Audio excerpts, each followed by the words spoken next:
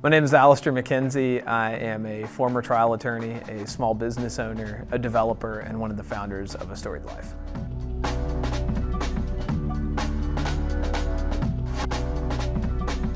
To talk about the business model and how we have set up the business model for Belmont Hall is we're using a tried and true method for running a food hall.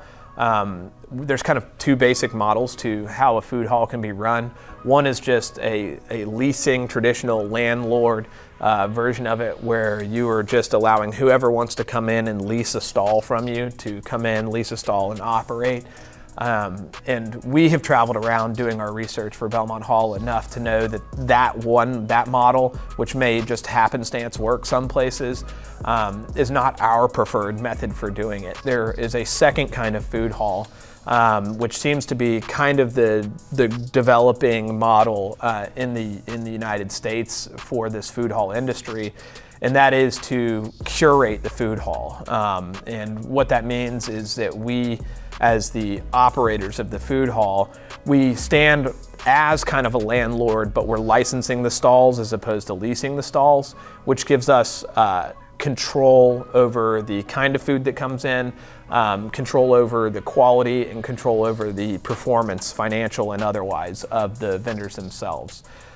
In order to ensure that the curation takes place, it's kind of a group kind of way it's done. So it's not only the founders of it, but it's also our culinary director that we've brought on board, who's engaged in the vendor selection process. And we have spent time identifying, the basic things that you need for people to all come together and have exactly kind of what they need. You need your basics, your burgers, your pizza, those kinds of things. And then you get into your more diverse offerings outside of that. But we have carefully thought about what is that mix of vendors that we need to have, and we are only allowing into Belmont Hall those that are that right mix of vendors. That right mix isn't just by pure talent, it's also dealing with personality types. It's also dealing with kind of the way they kind of view the world, and do they work together as a group. So there are a lot of factors that come into play that we keep in mind as we're doing this. And we also have at Belmont Hall an ongoing process of both quality control and just kind of monitoring financial performance of all the vendors. That we believe that that's a much better model. Our consultants that we've used, Cushman Wakefield's Colicchio Consulting, and in fact the earlier consultant we used, which was Politan Rowe, both believe that this curation method is the best kind. And as far as Colicchio Consulting is concerned, they've opened over 55 food halls in the United States. They've got 40-something more in the works, and all of them are set up this method with a culinary director who's, helping kind of like mold and shape it so that people have a good experience when they come there, and so that vendors aren't crossing over each other with the kind of foods that they're offering. As far as the business model itself is concerned, we do stand in sort of a traditional commercial real estate owner kind of method, where we are essentially renting out the stalls, even though we have curatorial control over them. In fact, much more granular control than a normal landlord. And that's one of our sources of revenue. We also own and operate 3 bars at Belmont Hall, and the food hall itself, and not the stalls themselves, are the ones that centrally own, operate, and control all of the liquor and alcohol sales. That's another giant source of revenue in our model. And then the third major revenue stream that we've developed is our events revenue stream.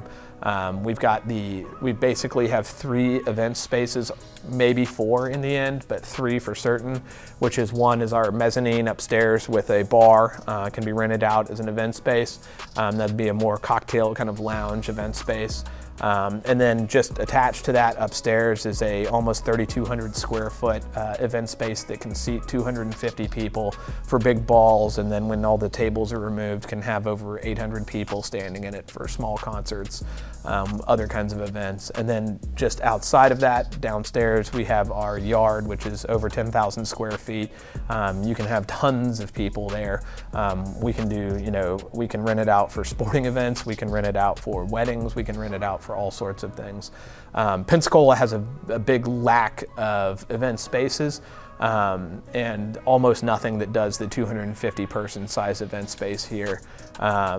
We already have people lined up that want to do events at Belmont Hall when it opens. And we also know that the way we've got it set up with basically 3 to 4 different event spaces at Belmont Hall, that not only can we do multiple events at one time, but we can also provide events in a progression in a way that no other place in Pensacola can.